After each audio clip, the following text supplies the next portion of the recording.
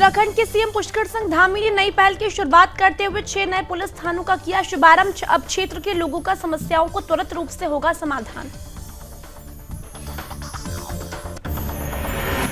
उत्तराखंड में पटवारी लेखपाल भर्ती परीक्षा सकुशल संपन्न। सीएम धामी ने पटवारी लेखपाल भर्ती परीक्षा सकुशल संपन्न कराने पर प्रशासन का जताया आभार। भगत सिंह कोश्यारी का राज्यपाल के पद से इस्तीफा मंजूर होने के बाद अब उत्तराखंड बीजेपी में राजनीतिक हलचल हुई तेज। सीएम धामी ने कहा, अनुभवी नेताओं में से एक है भगत सिंह कोश्यारी। मुख्य सचिव डॉक्टर एस एस संधू ने एनजीटी की तरफ से मंजूरी की धारण क्षमता और सुरक्षा उपायों को लेकर गठित 9 सदस्यीय समिति के साथ बैठक की। सड़क सुरक्षा, यातायात संबंधित कई अहम मुद्दों पर हुई बातचीत। कैबिनेट मंत्री चंदन रामदास ने समाज कल्याण और अल्पसंख्यक कल्याण विभाग के साथ की बैठक। कई महत्वपूर्ण विषयों पर की गई बातचीत।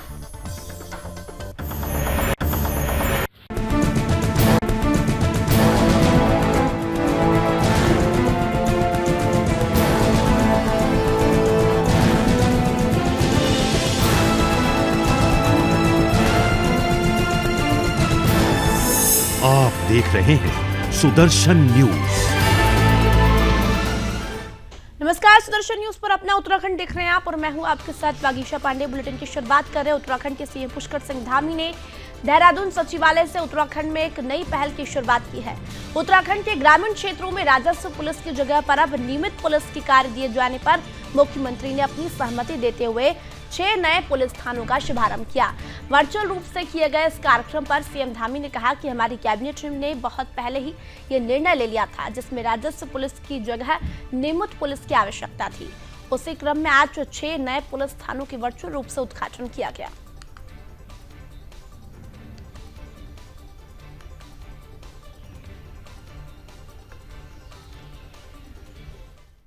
ये हम लोगों ने बहुत पहले से ही निर्णय लिया था। ये कैबिनेट में पूरी तरह से हमारा निर्णय हो गया था कि जितने भी जो राजस्व पुलिस के अंतर्गत आने वाले बहुत सारे स्थान हैं, चूँकि अब नया निर्माण हो गया है, पहले की अपेक्षा काफ़ी स्थितियां बदल गई हैं, वहाँ पर राजस्व पुलिस की जगह नियमित पुलिस की आवश्यकता है और इसका हम लोगों ने चरणबद्ध तरीके से ये निर्णय लिया है कि जहाँ जहाँ भी राजस्व पुलिस की जगह नियमित पुलिस होनी है उनको करेंगे। उसी क्रम में आज 6 थानों का उद्घाटन किया जा रहा है जो नियमित पुलिस के तौर पर अब काम करेंगे। और उत्तराखंड के देहरादून में पटवारी लेखपाल भर्ती परीक्षा शांतिपूर्ण तरीके से समाप्त हो गई है। वहीं पटवारी लेखपाल परीक्षा को लेकर उत्तराखंड के सीएम पुष्कर सिंह धामी ने खुशी जताते हुए कहा है कि तमाम बाधाओं के बीच पटवारी लेखपाल भर्ती परीक्षा सकुशल संपन्न हुई है, जिसको लेकर सीएम धामी ने उत्तराखंड लोक सेवा आयोग और प्रशासन का धन्यवाद दिया।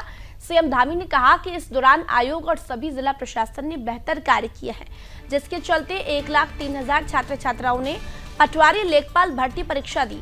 सीएम पुष्कर सिंह धामी ने कहा कि हमारी सरकार निष्पक्ष और नकल विहीन परीक्षा कराने के लिए प्रतिबद्ध है और इसी के तहत हमारी सरकार एक सशक्त नकल विरोधी कानून लेकर आई है, जिसमें दोषियों पर कड़ी से कड़ी सजा का प्रावधान किया गया ताकि भविष्य में नकल की परंपरा को समाप्त किया जा सके।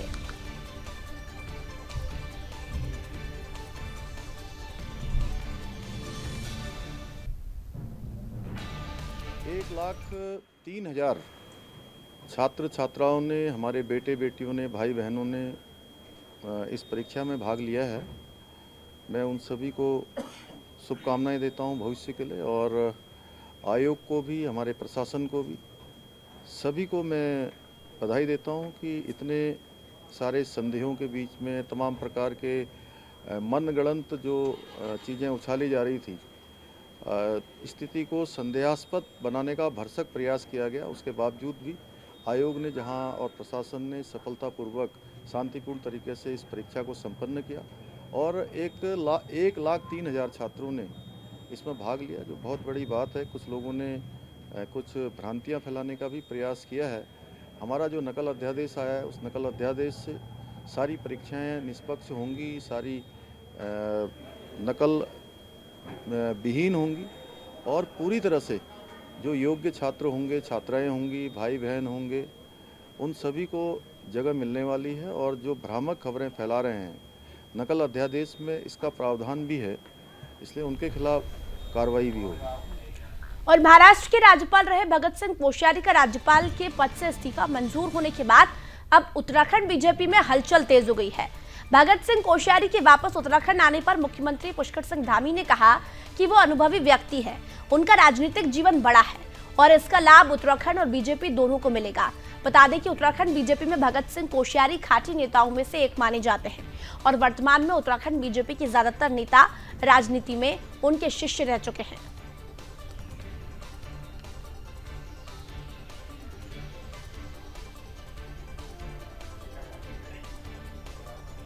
उत्तराखंड के देहरादून में मुख्य सचिव डॉक्टर एस.एस. संधू की अध्यक्षता में सोमवार को सचिवालय में राष्ट्रीय हरित प्राधिकरण की तरफ से मसूरी की धारण क्षमता और सुरक्षा उपायों को लेकर गठित 9 सदस्यीय समिति की प्रथम बैठक संपन्न हुई।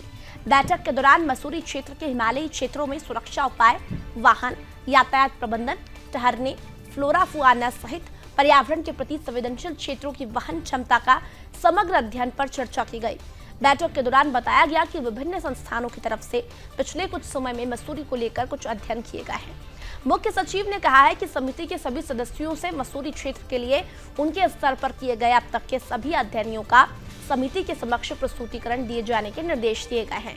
साथ ही बैठक में निर्णय लिया गया कि गोविंद बल्लभ पंत राष्ट्रीय हिमालय पर्यावरण संस्थान अब तक किए गए सभी अध्ययनों को संकलित रिपोर्ट तैयार करेगा। मुख्य सचिव ने कहा कि एनजीटी की तरफ से मांगे गए सभी प्रकार के अध्ययनों की रिपोर्ट्स को निर्धारित समय में पूर्ण किया जाए। उन्होंने कहा कि समिति के अंतर्गत सभी संस्थानों की तरफ से इसके लिए नोडल अधिकारी नियुक्त कर लिए गए हैं।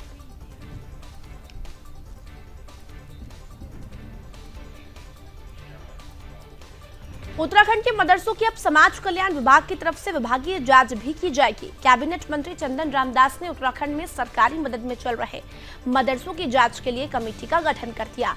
बता दें कि सोमवार को समाज कल्याण मंत्री चंदन रामदास ने समाज कल्याण और अल्पसंख्यक कल्याण विभाग की बैठक ली। इस बैठक में कई महत्वपूर्ण विषयों पर चर्चा की गई। बैठक के बाद मीडिया से बातचीत करते हुए कैबिनेट मंत्री चंदन रामदास ने बताया कि प्रदेश में पहली बार वृद्धा और वृद्ध पेंशन योजना सभी के लिए खोली गई है, जिसमें 80,000 नए आवेदकों के बाद पहली किश्त के रूप में जारी कर दिए गए हैं। दिव्यांग पेंशन धनराशि को भी 3,000 से बढ़ाकर 8,000 कर दिया गया। उन्होंने बताया कि प्रदेश में 40,962 दिव्यांग पंजीकृत है, तो वहीं तमाम योजनाओं के तहत दिव्यांगजनों को लाभ पहुंचाया जा रहा है और आरक्षण में भी सम्मिलित किया जा रहा है। साथ ही दिव्यांगों के लिए जल्द ही एक बड़ी योजना की शुरुआत मुख्यमंत्री पुष्कर सिंह धामी के माध्यम से करवाई जाएगी। अल्पसंख्यक मामलों पर बोलते हुए कैबिनेट मंत्री चंदन रामदास ने बताया कि प्रदेश में कुल 419 मदरसे संचालित किए जा रहे हैं, जिनमें से 182 मदरसों में राज्य सरकार की तरफ से सहायता राशि प्रदान की जाती है। आज मैंने समाज कल्याण विभाग की समीक्षा बैठक की और 3 महीने पहले माननीय मुख्यमंत्री की घोषणा के अनुसार हमने वृद्ध और वृद्धा को पेंशन देने का निर्णय लिया। और आज मेरे पास जो सूचना आई है विभाग की, लगभग 80,000 नए लोगों ने आवेदन किया है और उसको हम इसी महीने पहली किस्त जारी करने जा रहे हैं। तो इतनी बड़ी तादाद में हमारे जो लाभार्थी बढ़े हैं, मैं उन वृद्ध और वृद्धा को बहुत बहुत बधाई देता हूं और माननीय मुख्यमंत्री जी का बहुत बहुत धन्यवाद देना चाहता हूं। इस बीच हमने जो दिव्यांग पेंशन की जो धनराशि थी, हमने उसको 3,000 से बढ़ा के 8,000 की है। हमने प्रत्येक जनपद में दिव्यांग कैंप लगाने का विचार किया है और 13 के 13 जनपद में वृद्धावस्था पेंशन, दिव्यांग पेंशन, छात्रवृत्ति के रजिस्ट्रेशन, प्रमाण पत्र और जो वित्त निगम है, हमारे वित्त निगम से हम ऋण शिविर भी हम लगाने जा रहे हैं। उत्तराखंड के बागेश्वर जिले के जिला कार्यालय में सोमवार को आयोजित जनता दरबार में 32 जन समस्याएं दर्ज की गई है। जनता दरबार में आए फरियादियों की अधिकतम समस्याएं पीडब्ल्यूडी विभाग की रही। बागेश्वर जिले में लंबे समय से पीडब्ल्यूडी विभाग की कार्यशैली सवालों में रही। लोगों का कहना है कि सरकार की तरफ से जिन सड़कों को बनाने की स्वीकृति मिली है, उन निर्माणाधीन सड़कों का कार्य कछुआ गति से चल रहा है। ग्रामीण क्षेत्रों को जोड़ने वाली सड़कों को खाली खोद दिया गया। अधिकतर कार्य पीडब्ल्यूडी विभाग का बागेश्वर जिले में आधा अधूरा पड़ा हुआ है, जिससे ग्रामीणों का पीडब्ल्यूडी विभाग से मोह भंग होना शुरू हो गया।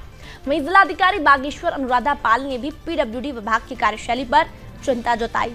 पीडब्ल्यूडी विभाग के पास कार्य अधिक होने के कारण बागेश्वर जिले में सड़क निर्माण के कार्य धीमी गति से चल रहे हैं। पीडब्ल्यूडी विभाग बागेश्वर की तरफ से अधिकतर कार्यों में बहानेबाजी की जा रही है।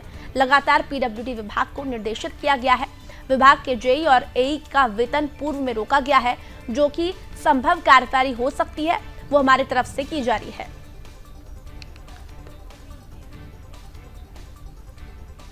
हमारे विधायक और वर्तमान में हमारे कैबिनेट मंत्री श्री चंद्रराम दास जी ने भी सरकार की तरफ से पुरजोर कोशिश की है और 2 बार इस रोड निर्माण के लिए धन भी उन्होंने अवमुक्त कराया है, जिसमें प्रथम चरण में 28 लाख रुपया आया था और वो भी विभागीय लापरवाही के कारण वह भी चला गया।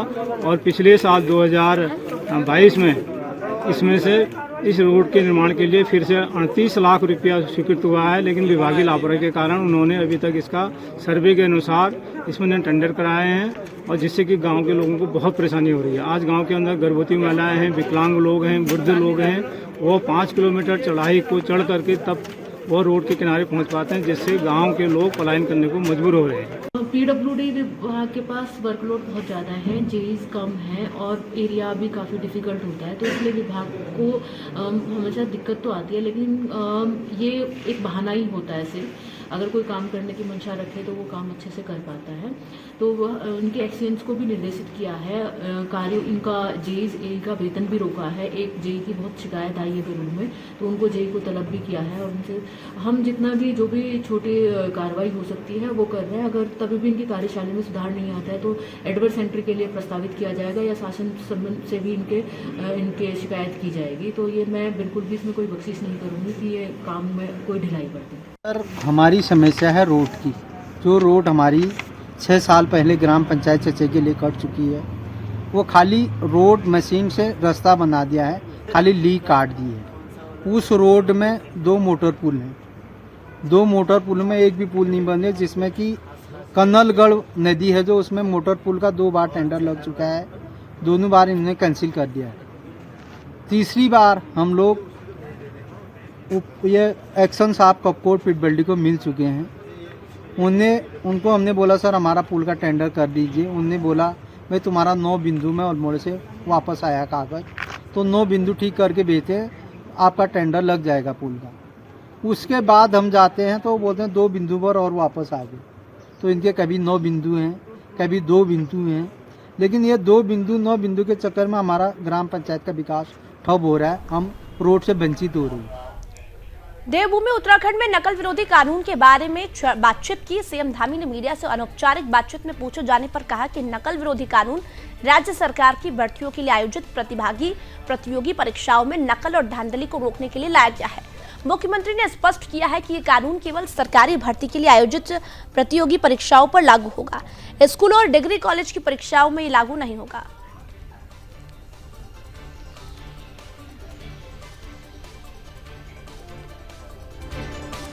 उत्तराखंड के चमोली में मुख्यमंत्री पुष्कर सिंह धामी ने प्रदेश के 6 पुलिस थानों और 20 पुलिस चौकियों के साथ ही रिपोर्टिंग पुलिस चौकी नारायण बगड़ का वर्चुअल माध्यम से उद्घाटन किया। कार्यक्रम में थानाध्यक्ष थराली देवेंद्र सिंह रावत समेत उप जिलाधिकारी थराली रविंद्र जुवाठा और ब्लॉक प्रमुख नारायण बगड़ यशपाल नेगी समेत अन्य लोग भी मौजूद रहे। बता दें कि बीते दिनों नारायण बगड़ विकासखंड के 40 गांवों को रेगुलर पुलिस क्षेत्र में सम्मिलित किया गया था, जिसके चलते नारायण बगड़ चौकी को भी रिपोर्टिंग पुलिस चौकी में तब्दील किया गया, जिसका उद्घाटन मुख्यमंत्री धामी ने वर्चुअली किया। अब नारायण बगड़ विकासखंड के ग्रामीणों को अपनी प्राथमिकी दर्ज कराने के लिए यहां से 18 किलोमीटर दूर थराली थाने की दौड़ नहीं लगानी पड़ेगी। आज जो है ये चौकी सरकार की तरफ से हमारे पूरे स्टेट में 6 थाने और 20 चौकियों का जो है 6 थाने नहीं खुले हैं और 20 चौकियों को जो है नई इस्टेब्लिशमेंट हो चुकी है। और जैसे मेरे क्षेत्र में है थराली थाना क्षेत्र में, इसमें 48 जो गांव हैं वो राजस्व पुलिस से नियमित पुलिस क्षेत्र में आ गए हैं। इनमें हम कोशिश कर रहे हैं, सभी गाँवों में संपर्क कर रहे हैं। सरकार की हमेशा है, उसको खराब करने की कोशिश की जाएगी। अभी करेंगे कोशिश करने में हर्ज क्या है। इसमें तो ऐसा ना कि जितने भी 48 गांव हमारे पास हैं, जो हमारे नियरेस्ट ही हैं, लगभग नज़दीकी हैं सभी गांव, उनमें सभी में संपर्क कर रहे हैं, सभी लोगों को अवेयर कर रहे हैं और लोगों से संपर्क करके पुलिस सहयोग, पुलिस की से जो सहायता हो सकती है वो करनी चाहिए। उत्तरकाशी जिले की नगर पंचायत पुरोला के खेल मैदान में आयोजित 15 दिवसीय रवाई बसंतोत्सव विकास मेले का रविवार को रंगारंग कार्यक्रम के बीच आगाज हो गया। मेले का विधिवत शुभारंभ देव डोलियों में मौजूदगी में हुआ। रवाई बसंतोत्सव विकास मेला व बाजार की जातर विगत 5 सालों से भव्यता से मनाया जाता रहा है। मेले को नगर पंचायत गठन के बाद पिछले 5 सालों से विस्तारित कर इसे भव्य बनाने के लिए नगर पंचायत ने रवाई बसंतोत्सव और विकास मेले के रूप में 15 दिवसीय मेले के रूप में मेले का शुभारंभ किया। बता दें कि विकास मेले का आयोजन देव डोलियों की उपस्थिति में पारंपरिक वाद्ययंत्रों, पूजा अर्चना व वैदिक मंत्रोच्चार कर दीप प्रज्वलन के साथ किया गया। मेले के उद्घाटन में जहां शुभारंभ देव डोलियों की पूजा अर्चना कर क्षेत्र की सुख शांति व समृद्धि के लिए दर्शकों ने मन्नतों मांगी है। मेले में भारी संख्या में लोग पहुंच रहे हैं। मेले को लेकर स्थानीय लोगों में काफी उत्साह देखा जा रहा है।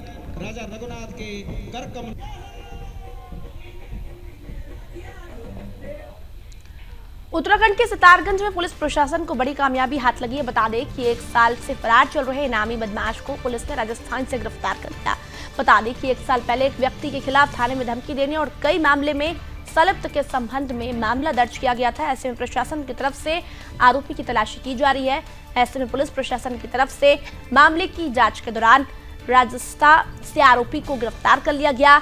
वहीं इस मामले में एसपी सिटी मनोज कत्याल ने जानकारी देते हुए कहा है कि आरोपी को गिरफ्तार कर लिया गया है। फिलहाल मामले में आरोपी से पूछताछ जारी है।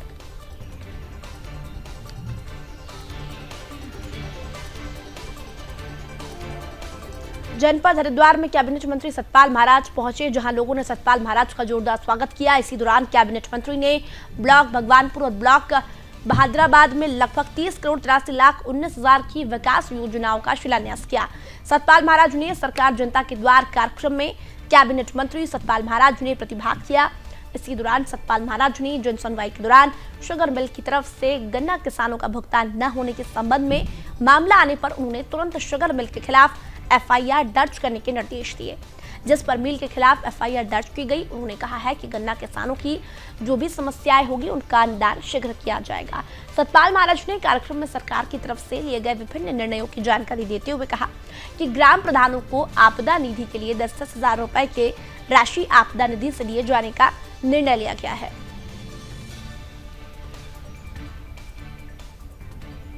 ये कार्यक्रम के तहत हमने कुछ शिलान्यास और लोकार्पण किया है, जिसमें हरिद्वार जनपद के विकास खंड बहादुराबाद में लोक निर्माण विभाग तथा पंचायती राज विभाग की विभिन्न विकास योजनाओं का जो है लोकार्पण शिलान्यास हुआ है। ये 6 करोड़ 13 लाख 79 हजार की ये योजनाएं हैं और ये टोटल मिलाकर के जो हमारे भगवानपुर और बहादुराबाद विकास खंड के अंदर जो सिंचाई लोक निर्माण विभाग की सारी इनका योजनाओं का लोकार्पण किया है, ये 30 करोड़ 83 लाख 19 हजार की ये योजनाएं हैं, जिसकी सौगात हमने बहादुराबाद और विकास खंड भगवानपुर को दी। कुछ फरियादी भी पहुंचे हैं सभा में। हाँ, फरियादी पहुंचे हैं, उनकी समस्या सुनी जा रही है, उनका निदान किया जा रहा है और बजट का कंस्ट्रेंट है, जैसा जैसा संसाधन उपलब्ध होंगे, बजट उपलब्ध होगा, वैसे वैसे उनके काम किए जाएंगे। तो लोगों ने सतपाल महाराज का स्वागत किया। उनके पहुंचने पर हरिद्वार कई विकास योजनाओं का शिलान्यास पर्यटन मंत्री सतपाल महाराज के द्वारा किया गया। लोगों ने हरिद्वार पहुंचने पर सतपाल महाराज का स्वागत किया। साथ ही साथ कैबिनेट मंत्री सतपाल महाराज ने कई योजनाओं का शिलान्यास किया है।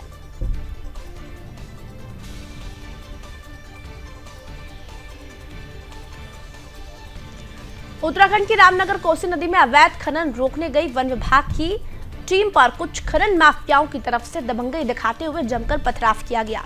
इतना ही नहीं, खनन माफियाओं ने वन विभाग की तरफ से अवैध खनन के कब्जे में लिए गए 2 वाहनों को भी जबरन छुड़ा लिया है।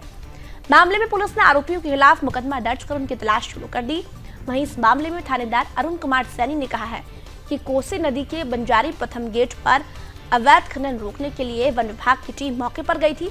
उन्होंने बताया कि वन विभाग के कर्मचारियों ने दी गई तहरीर में बताया कि मौके पर 4 अज्ञात लोगों ने वन विभाग की टीम पर जमकर पथराव किया, जिसमें विभाग का सरकारी वाहन बुरी तरह क्षतिग्रस्त हो गया। साथ ही वाहन में मौजूद कर्मचारियों ने किसी तरह अपनी जान बचाई। थानेदार ने बताया कि खनन माफियाओं की तरफ से वन विभाग की टीम द्वारा अवैध खनन में पकड़े गए 2 वाहनों को जबरन छुड़ा लिया गया और ये वाहन खनन माफिया अपने साथ ले गया। उन्होंने बताया कि इस संबंध में आरोपियों के खिलाफ मुकदमा दर्ज करने के साथ ही उन्हें गिरफ्तार करने के लिए पुलिस टीमों का गठन कर दिया गया। फिलहाल मामले में आगे की कार्रवाई जारी है। देखिए, फॉरेस्ट की टीम के द्वारा एक थाना में प्रार्थना पत्र दिया गया कि जो बंजारी गेट पे चेकिंग कर रहे थे तो 4 अज्ञात युवकों द्वारा उनकी गाड़ी पे पथराव किया गया और फॉरेस्ट टीम द्वारा जो खनन के वाहन उनके पकड़े गए थे उनको छुड़ा कर ले गए हैं। इस संबंध में तहरीर प्राप्त होने पर हमारा द्वारा अभियोग पंजीकृत कर दिए गए हैं और इस संबंध में टीम गठित कर दी है। शीघ्र ही जो इस वारदात में शामिल अभियुक्त हैं उनको गिरफ्तार कर लिया जाएगा। उत्तराखंड के पौड़ी ब्लॉक के अंतर्गत निशुनी गांव में जल जीवन मिशन के तहत खुली बिछी पेयजल लाइन अब ग्रामीणों के लिए मुसीबत का सबब बनती हुई नजर आ रही है। बता दें कि सोमवार को गांव का एक ग्रामीण पेयजल लाइन में उलझकर गिर गया और घायल हो गया, जिसके चलते घायल को पौड़ी जिला अस्पताल में भर्ती करना पड़ा। स्थानीय ग्रामीण ने बताया कि इससे पूर्व भी कई लोग गाँव में खुली बिछी हुई जल जीवन मिशन की पाइपलाइनों में उलझने के चलते चोटिल हो चुके हैं। उन्होंने जल जीवन मिशन के तहत बिछी पाइपलाइनों को भूमिगत करने की मांग प्रशासन से की है। इस संबंध में जल संस्थान के सहायक अभियंता ने बताया कि जल जीवन मिशन के तहत कार्य अभी चल रहे हैं और इस बात का संज्ञान उन्हें है और जांच कर इस पर कार्रवाई की जाएगी। अभी जो हमारे निसणी गांव में काम चल रहा है उसमें मैंने अपने अधीनस्थ सभी जेईओ को निर्देशित कर दिया है कि यहाँ पे कोई भी जल जीवन मिशन की पूरी गाइडलाइन ही ऐसी है कि कोई कहीं दुर्घटना की तो बात दूर है, पाइप की सुरक्षा और शुद्ध पेयजल के लिए आवश्यक है कि आप सभी लाइन को दबाएं। कहीं पर भी अगर ऐसी स्थिति आती है और मेरे संज्ञान में ये चीज़ आती है तो उसका तुरंत निराकरण किया जाए। पहले जहाँ जहाँ मैं जब भी विजिट पे जाता हूँ तो मेरे प्राथमिकता यही रही कि कोई भी पाइपलाइन ओपन हो, विशेषकर जहाँ पे रास्ते हों जहाँ से लोगों को आने जाने में दिक्कतों का सामना करना पड़े, तो ऐसा ना हो। अभी जो हमारे निसणी गाँव में काम चल रहा है उसमें मैंने अपने अधीनस्थ सभी जेईओ को निर्देशित कर दिया है कि यहाँ पे कोई भी जल जीवन मिशन की पूरी गाइडलाइन ही ऐसी है कि कोई कहीं दुर्घटना की तो बात दूर है, पाइप की सुरक्षा और शुद्ध पेयजल के लिए आवश्यक है कि घर में जो है पेयजल जो लाइन है बिजली उसमें 2 बार गिर गया। पाइपलाइन जो है दबी हुई नहीं है, सब ऊपर रास्ता से ऊपर को उठी हुई है। पेयजल वालों की हमारी कभी उन्हीं के जिन्होंने नल करने दबाए, चाहना क्या है उनको जो रास्ते से नीचे दबाए उनको भाई उनके लिए यही सुझाव है कि जितने भी नल ऊपर उठे हुए वो सब नल जो है नीचे उठे। सर, जल मिशन वालों की कमियां हैं जिन्होंने कि पाइप तो लगाए, घर पे कनेक्शन दिए बट दबाए नहीं। ठीक है, मेरा सरकार से भी और विभाग से भी निवेदन है इन पे सख्त कार्रवाई होनी चाहिए जिन्होंने ये दबाए नहीं। इनका दबान होना चाहिए था, वो दबान का पैसा खा चुके हैं ठेकेदार लोग, जो भी है ये गलत बात है। ठीक है, और जो व्यक्ति गिर रखा है उसका आगे पीछे कोई नहीं है। और मेरा निवेदन है विभाग से कि इनकी पूरी भरपाई दे, खर्चा पूरा दे इनको, क्योंकि इनका आगे पीछे कोई नहीं है, ना ही इनकी कोई पेंशन है ना कुछ है। ठीक है ना, तो विभाग को मेरा यही है कि इनका पूरा। और हाँ, साथ ही साथ मैंने आपको बताना भूल गया, कम से कम 4 लोगों का वहाँ पे टांग फ्रैक्चर हो रखी है, एक की तो कमर बिल्कुल निकल रखी है। तो आप गांव में आओ, संज्ञान लो, आ सकते हो पत्रकार बंधु, आपसे निवेदन है मेरा, हमारे गांव में आओ। उत्तराखंड के खटीमा में मोटरसाइकिल पर लगी ठेली चलाने वालों पर पुलिस ने बड़ी कार्रवाई की। बता दें कि टनकपुर रोड गोटिया मोड़ पर खटीमा पुलिस की तरफ से चेकिंग अभियान चलाया गया। बता दें कि मोटरसाइकिल पर लगी ठेली पर माल ढो रहे वाहन सड़क हादसों का कारण बने हुए हैं। ट्रैफिक नियमों की धज्जियां उड़ाते ये वाहन फर्राटे के साथ सरिया लादे हुए सड़क पर दिखाई दे रहे हैं। न तो उनके वाहनों का कोई कागज होता है और न ही वाहन स्वामी पर कोई लाइसेंस। ऐसे में खटीमा पुलिस की तरफ से ऐसे वाहनों पर शिकंजा कसा गया, जिसमें कई वाहन सीज किए गए। साथ ही पुलिस ने और वाहनों को ट्रैफिक नियम तोड़ने के चलते कार्रवाई की। वहीं पुलिस की तरफ से कई वाहनों को सीज किया गया, साथ ही कई वाहन भी पुलिस की तरफ से काटे गए हैं। वहीं सतारगंज सीओ ओम प्रकाश ने बताया कि कबाड़ी की दुकानों के आगे अतिक्रमण हटाया गया, साथ ही मोटरसाइकिल पर लगी ठेलियों पर सामान ढो रहे वाहनों को सीज किया गया, जिससे यातायात व्यवस्था बनी रहे। साथ ही कहा गया कि आगे भी पुलिस का यह अभियान जारी रहेगा।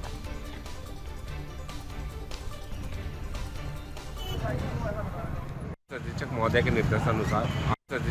के निर्देशानुसार आज गौटिया जाने वाली रोड पे, इस्लामनगर गौटिया जाने वाली रोड पे जो कबाड़ी लोगों ने काफ़ी दुकानें आगे बढ़ा रखी, अतिक्रमण कर रखा, तो उसको दुकानों का अतिक्रमण पीछे हटाया गया, जिससे कि आने जाने वालों को परेशानी ना हो सके, जाम न लगा सके। जो टुक माल बाहर ढो रहे हैं, उनके पास उसका कोई लाइसेंस नहीं है, सरिया निकाल के चल रहे हैं, इनके निकल रहे हैं, इनके चालान किया गया और लोगों को जागरूक किया गया है कि इस तरीके का काम ना करें, जिससे कि लोगों में सेफ्टी रहे और सुरक्षित रहे और जाम न लगे और यातायात सही ढंग से चलता है। उनको सीज किया गया, कक्षा गाड़ी सीज की जा चुकी और कार्रवाई। उत्तराखंड के हल्द्वानी में पुलिस प्रशासन को बड़ी कामयाबी हाथ लगी है। बता दें कि नशे के खिलाफ चलाए जा रहे अभियान में पुलिस को बड़ी सफलता मिली है। दरअसल काठगोदाम थाना व एसओजी की संयुक्त टीम ने 105 ग्राम स्मैक के साथ तस्कर को पकड़ा। बताया जा रहा है कि आरोपी हल्द्वानी में कबाड़ का काम करता था और अपने गांव जाकर कई बार स्मैक हल्द्वानी लेकर आता था। आरोपी बदायूं से कम पैसों में स्मैक लाकर हल्द्वानी व पर्वतीय जिलों में ऊंचे दामों में बेचता था ताकि उससे अधिक मुनाफा हो सके। इसके अलावा एसएसपी पंकज भट्ट ने चेन स्नैचिंग के मामले का भी खुलासा किया। बता दें कि मखानी थाना क्षेत्र में एक युवक ने कुछ दिन पहले चेन स्नैचिंग की वारदात को अंजाम दिया था। बता दें कि आरोपी हल्द्वानी में किराए के मकान पर रह रहा था। इस संबंध में पुलिस को 7 फरवरी को सूचना मिली। पीड़ित ने थाने में रिपोर्ट दर्ज करवाई, जिसके बाद पुलिस ने मामले को दर्ज कर लिया। साथ ही मामले में जांच के दौरान पुलिस ने चेन स्नैचिंग कर फरार हुए आरोपी को सीसीटीवी की मदद से आरोपी के साथ चोरी हुए पीली धातु की चेन बरामद की गई। फिलहाल मामले में आगे की कार्रवाई जारी है। पांडे जी द्वारा 7 तारीख को एक तहरीर मखानी थाने में दी गई कि उनकी माताजी जब वापस बाजार से आ रही थी तो एक चेन स्नैचर द्वारा उनकी माताजी की चेन छीनी गई। इसमें 392 का मुकदमा पंजीकृत किया गया है। इसमें अनुराग गंगवार करके युवक का नाम प्रकाश में आया। इसमें करीब 100 सीसीटीवी का पुलिस द्वारा अवलोकन किया गया।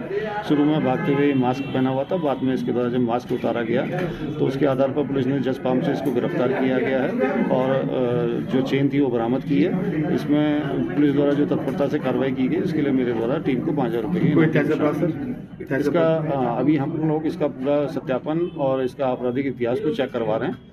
बहुत जल्दी इसकी और जो संलिप्तता है वो सामने आ सकती है। और अपना उत्तराखंड में फिलहाल इतना ही। आप देखते रहिए सुदर्शन न्यूज। जय हिंद।